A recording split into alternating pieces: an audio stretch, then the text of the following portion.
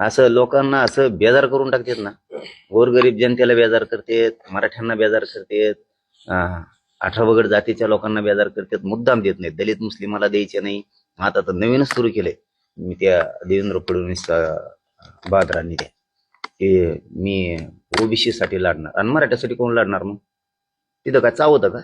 निवडणुका जवळ आल्या लगेच मी ओबीसी म्हणायचं, रक्त मा ओबीसीच आहे. आणखीन मोठी निवडणूक आली म्हणायचं मा हिंदूचं रक्त आहे. परत त्याचं रक्त एक तर कोणाचं आहे आम्हाला मेळ लागाना. ही पद्धत चांगली नाही. आता लोकांना ओबीसी सुद्धा कळून चुकलं, ह्यो फक्त भांडण लावायचं काम करतोय. त्याला आता आम्ही 29 ला मुंबईला चाललोत ना, त्याने आखणी केली वाटतं गोव्यात. सगळे ओबीसीचे तिकडे नेले आणि त्यांच्याच पक्षाचे ओबीसीचे, बाकीचे ओबीसीत जात नाहीत. त्यांच्या पक्षाचे ओबीसी तिकडे नेले, त्यांचे कानं भरलेत वाटतं मराठीच्या विरोधात दंगल करा म्हणून. जर का दंगल झाली ना देवेंद्र फडणवीस साहेब, तर जबाबदारच तू आहे आता. हो, इथं आता मोकळीक नाहीये. रोकठोक महाराष्ट्राला सबस्क्राईब करा आणि बेल आयकॉनवर क्लिक करायला विसरू नका.